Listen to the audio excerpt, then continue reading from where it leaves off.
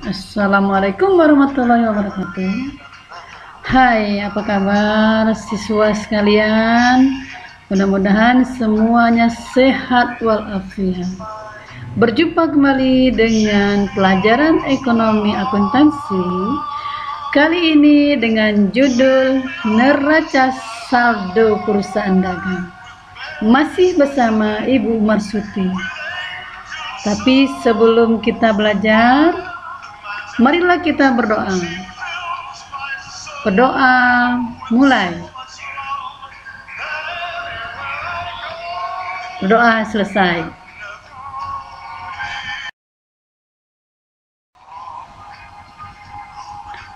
Kompetensi dasar adalah 35. Menganalisis penyusunan siklus akuntansi perusahaan dagang.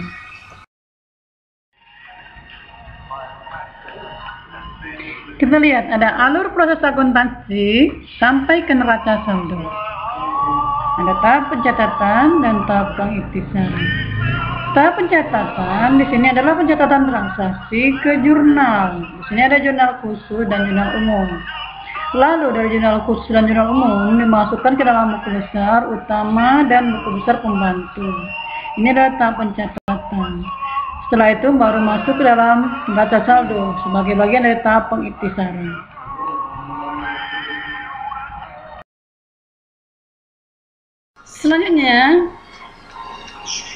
Selanjutnya kita lihat ada bentuk dari neraca saldo. Nah, di atas ada kepala judulnya, ditulis nama perusahaan. Di bawahnya ditulis neraca saldo. Di bawah neraca saldo ditulis periode. Misalnya per Desember 2020. Nah, kolom neraca saldo ada nomor untuk menuliskan nomor akun atau nomor buku besar. Sebelahnya adalah nama akun untuk menuliskan nama akun atau buku besar, misalnya kas, piutang, dan seterusnya. Ini ada kolom debit dan ada kolom kredit. Nah, ini akan ditulis nama akun sesuai dengan nomor urut dari yang kecil sampai yang besar. Setelah semua diisi sesuai dengan saldo debit dan kreditnya, maka dijumlahkan. Jumlah debitnya berapa, jumlah kreditnya berapa, dan jumlah ini harus sama. Ya.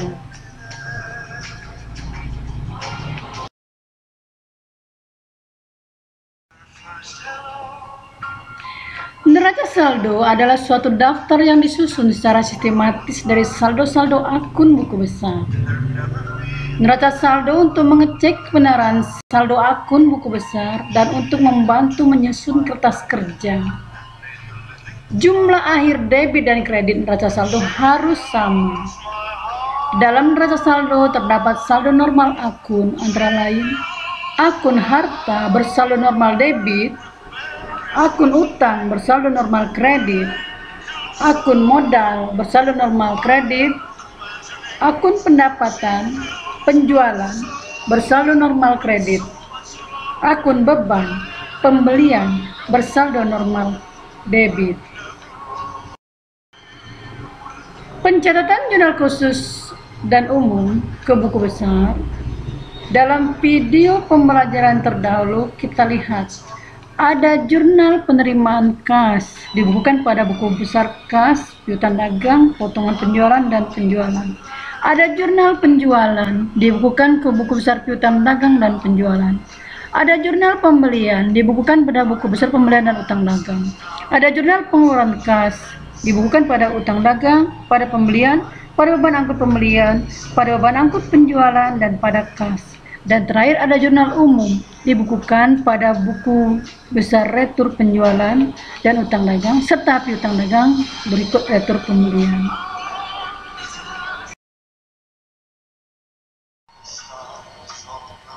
Data buku besar PD Ramai adalah sebagai berikut: 111 kas, 112 piutang dagang, 113 perlengkapan, 114 persediaan barang, 121 peralatan, 211 utang dagang, 311 modal, 312 price, 411 penjualan, 412 retur penjualan, 413 potongan penjualan, 511 pembelian, 512 retur pembelian, 513 potongan pembelian, 514 beban angkut penjualan, 515 beban angkut pembelian, 516 beban gaji, 517 beban listrik. Selanjutnya, di sini ada buku besar akan dibukukan dalam neraca saldo PD Ramai per Maret 2020. Buku besar yang pertama adalah buku besar 111 kas. Di sini bersaldo debit yang terakhirnya adalah Rp18.140.000 akan dibukukan ke neraca saldo PD Ramai. Ditulis nomor 111, nama akun kas, sebelah debit Rp18.140.000 seperti ditunjukkan arah panah. 112 piutang dagang dengan saldo debit yang terakhir di bawah sekali adalah Rp1.450.000 dimasukkan ke neraca saldo sebelah debit di dalam kolom dengan nama akun piutang dagang sebagai debit Rp1.450.000. Berikutnya 113 perlengkapan bersaldo debit Rp1.500.000 itu dimasukkan ke sebelah debit dari neraca saldo Rp1.500.000. Lalu berikutnya 114 persediaan barang dimasukkan ke dalam neraca saldo dengan nomor 114, nama akun persediaan barang berjumlah saldo debit Rp2.500.000.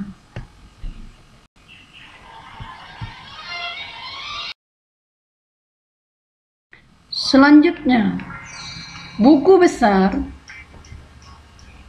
121 peralatan bersaldo debit Rp3 juta dimasukkan ke dalam neraca saldo PD Ramai Rp3 juta sebelah debit.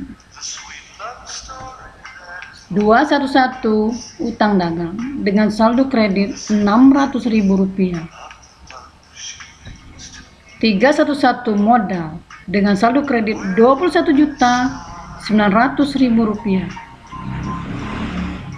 312 price dimasukkan ke sebelah debit karena dia bersaldo debit sebesar Rp1 juta.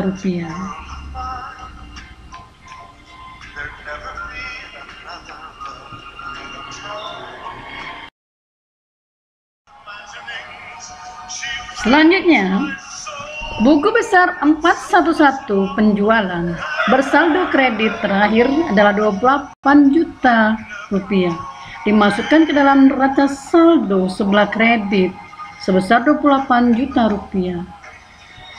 412 retur penjualan bersaldo debit Rp1 juta dimasukkan ke dalam neraca saldo PD Ramai Rp1 juta sebelah debit. 413 potongan penjualan bersaldo debit Rp60.000 dimasukkan dalam neraca saldo PD Ramai sebesar Rp60.000 sebelah debit.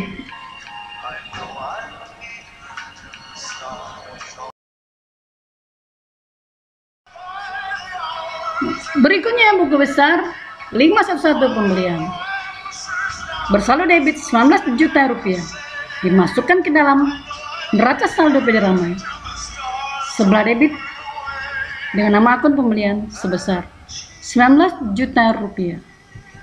512 retur pembelian bersaldo kredit Rp2 juta dimasukkan ke dalam neraca saldo PD Ramai Rp2 juta sebelah kredit. 513 potongan pembelian dimasukkan ke dalam neraca saldo sebelah kredit Rp50.000 karena dia bersaldo kredit.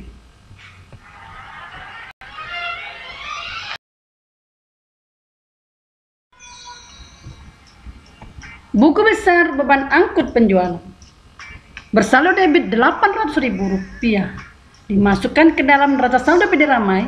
Sebelah debit, beban angkut penjualan 515, beban angkut pembelian bersaldo debit Rp1 juta, dimasukkan dalam neraca saldo PD Ramai.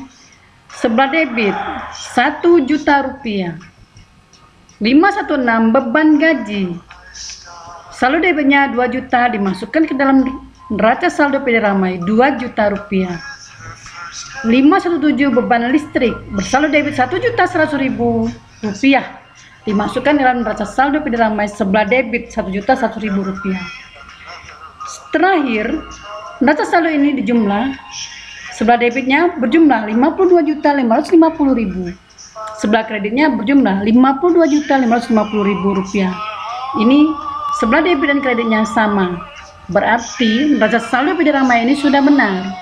Kalau seandainya tidak sama, itu berarti salah. Kesalahan mungkin terletak dalam penghitungan saldo buku besar atau proses pemindahannya, ya dicek kembali. Mungkin bisa juga dari jurnal. Jadi dicek kembali di mana letak kesalahannya. Karena neraca saldo ini debit dan kreditnya harus sama.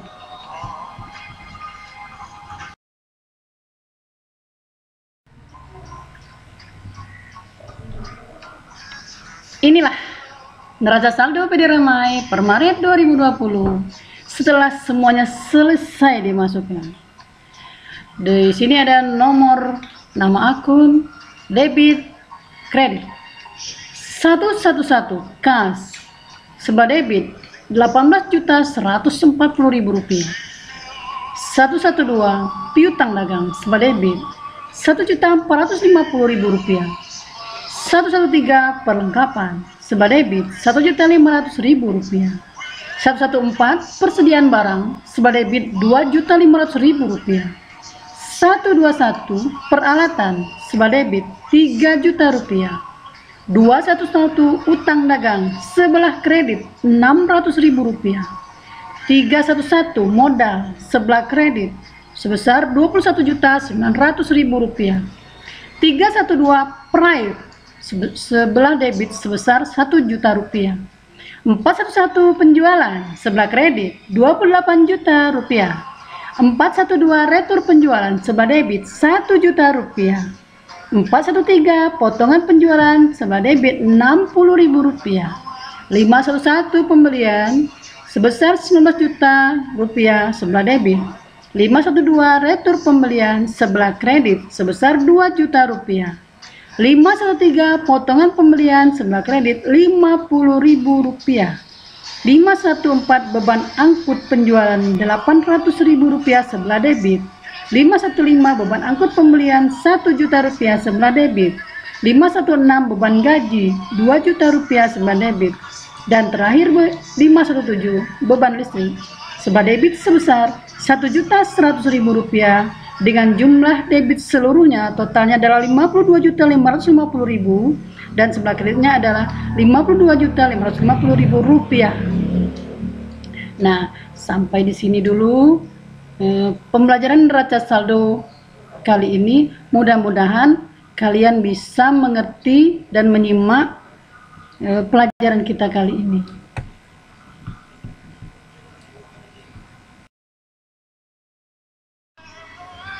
Akhirnya, sampai disinilah pembelajaran kita kali ini.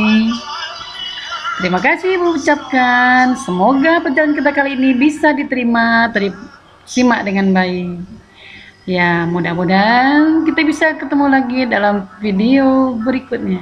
Wabillahi taufiq wal hidayah. Wassalamualaikum warahmatullahi wabarakatuh.